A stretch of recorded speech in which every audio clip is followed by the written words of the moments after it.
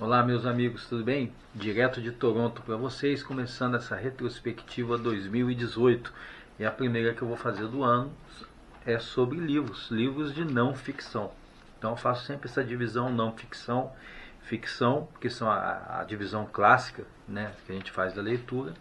E vou apresentar para vocês 5 livros que me marcaram, que eu fui ler esse ano, e mais um bônus que é uma releitura. Tá? Então vamos direto ao assunto. O primeiro livro que me marcou foi logo no início do ano, o livro A Descoberta do Outro, de Gustavo Corsão. Gustavo Corsão foi um pensador brasileiro que foi jogado para debaixo do tapete da história cultural do país lá pelos anos 70, quando em pleno regime militar a esquerda tinha se tornado, já estava se tornando hegemônica na cultura brasileira, na indústria cultural brasileira, e um pensador importante dos anos 60, 50 foi o Gustavo Corsão, que eles empurraram para debaixo do tapete. A Descoberta do Outro foi praticamente acho que um dos primeiros livros dele. O Corsão era um professor na área de ciências exatas, um professor de engenharia elétrica, que através das suas reflexões e de uma tragédia pessoal que ele passou com a morte da esposa, ele se despertou, né, no sentido mais amplos para as humanidades, passando a estudar bastante filosofia, teologia, sociologia, o que apareceu na frente dele. E a Descoberta do Outro é justamente como essa inquietação dele fez ele descobrir o outro e nesse outro descobrir Deus. Então esse livro é autobiográfico e é absolutamente sensacional e uma introdução à própria obra do Corsão. Segundo livro, Concerning the Spiritual in Arts, tá? Sobre o espiritual na arte, um livro do pintor russo Kandinsky, que foi um pai aí da arte abstrata. Eu sempre fui muito cego na questão de arte abstrata, e esse livro me ajudou muito a perceber, a começar a entender um pouco, né, a arte abstrata, e descobrir que ela não se pode confundir a arte abstrata com a arte contemporânea, né? Tem muito lixo sendo produzido, né? Aquela coisa, não, a arte é aquilo que eu digo que é arte. E através do Kandinsky eu eu fui entender um pouco o significado das cores, o que as cores despertam na gente, as formas, né? O quadrado, o triângulo, o círculo, quais são o que ele desperta na nossa alma. Então quem quiser ampliar um pouco o horizonte sobre a questão das artes, esse livro do Kandinsky para mim foi muito interessante, me marcou bastante, e eu tenho ele guardado aí para sempre estar consultando. Um terceiro livro é um livro do Joseph Pearce, chamado Pelos Olhos de Shakespeare. Eu não consegui uma tradução brasileira, eu li uma tradução espanhola, mas basicamente nesse livro o Joseph Pearce analisa cerca de 4 obras do Shakespeare para mostrar como o catolicismo de Shakespeare está presente no seu texto. Existe um livro anterior do Joseph Pearce que ele mostra, ele faz um estudo histórico para defender a tese que o Shakespeare era católico, lembrando que naquela época na Inglaterra ser católico trazia a perseguição para você não podia ser abertamente católico, na verdade, né? Então havia todo um catolicismo escondido, os primeiros anos da igreja anglicana, né? Aquele negócio todo. Então Shakespeare era um católico escondido. Já se sabe com certeza que o pai de Shakespeare era católico, e cada vez mais vai se firmando essa tese que o próprio Shakespeare é católico.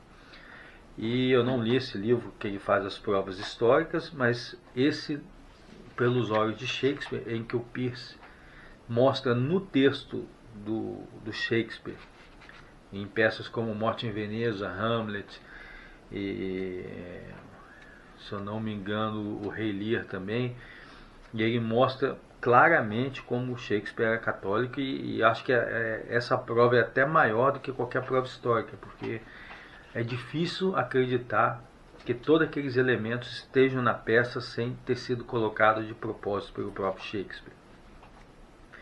Um quarto livro é o Win Bigly, né, Ganhar de Lavada, do Scott Adams, um livro que eu também recomendo muito, porque eu acho que Scott Adams ele conseguiu dar uma imagem do que está acontecendo hoje no mundo. Eu acho que você não vai conseguir entender fenômenos como o Trump, como o Bolsonaro, que foi um fenômeno eleitoral no Brasil, sem o Win Bigley. E é interessante que eu li esse livro antes das eleições brasileiras, e o que o Scott Adams ia mostrando no seu livro, ele já aparecia ali fortemente foi aparecendo nas eleições brasileiras. Você identificava, está acontecendo isso, está acontecendo ali, usando os filtros, a teoria da persuasão que o Scott Adams defende. E eu acho que mais do que qualquer trabalho ali de cientista político, filósofo de hoje em dia, esse trabalho de um cartunista, do Scott Adams, ele é o melhor instrumento para você entender a realidade de hoje. E o quinto livro, né, é o Sagração da Primavera, Rits of Spring, do Mordis Enkstein.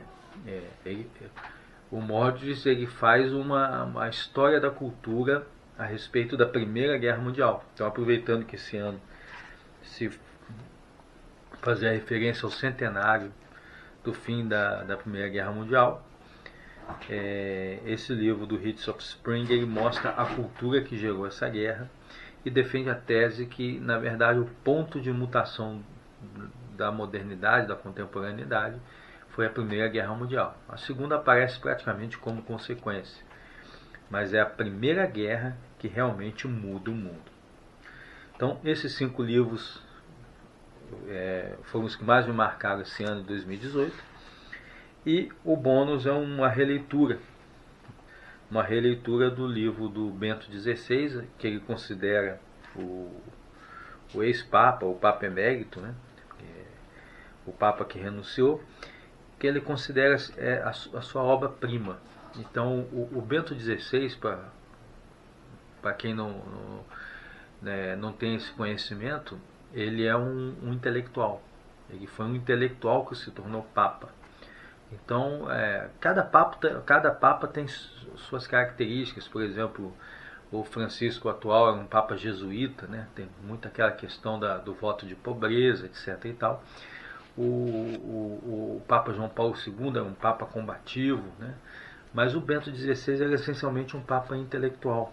Então ele é um teólogo, foi professor, é um doutor, ele foi professor de universidade durante grande parte da sua vida. Então ele é um intelectual. E ele diz que escreveu muitos livros, muitos escritos, muitos artigos, mas o que culminou a vida dele foi o livro sobre Jesus que ele escreveu durante o próprio pontificado. Então esse livro ele faz uma análise de toda a parte histórica sobre Jesus, todas as controvérsias históricas que existem sobre Jesus, e mostra, né, tenta mostrar que a coerência de todos os atos escritos nos evangelhos. E ele faz a defesa, né, que o que está acontecendo ali nos evangelhos, na vida de Cristo, estava pré-configurado no Antigo Testamento. Então esse livro também ele é uma afirmação da importância do Antigo Testamento, muitas vezes desprezado pelos católicos, muitas vezes visto como a parte da Bíblia que tem a ver com o judaísmo e não com o catolicismo. E o Bento XVI mostra que isso é uma grande besteira, que o Antigo e o Novo Testamento eles estão ligados, e você não entende o Novo sem o Antigo e não entende o Antigo sem o Novo. O Novo vai dar a chave para entender o Antigo, e o que mostra que o Novo está correto é tudo que estava pré-configurado no Antigo Testamento. Então esse livro, Jesus de Nazaré, do Bento XVI, é um livro que eu pretendo ler todo ano, né, todo início do ano. Então agora, terminando de reler, ele pode ser dividido em 3 partes, né? A primeira parte é que foi escrito depois da infância de Jesus. Todo Natal quero aproveitar para reler essa parte. Estou terminando de reler a infância de Jesus agora. E no período até a Páscoa vou ler os outros 2, porque logicamente culmina a última parte, a terceira parte do Jesus de Nazaré, justamente com os acontecimentos da paixão. Então esse é livro para ler para o resto da vida. Então essa aí é a retrospectiva dos melhores livros de não ficção que eu li esse ano.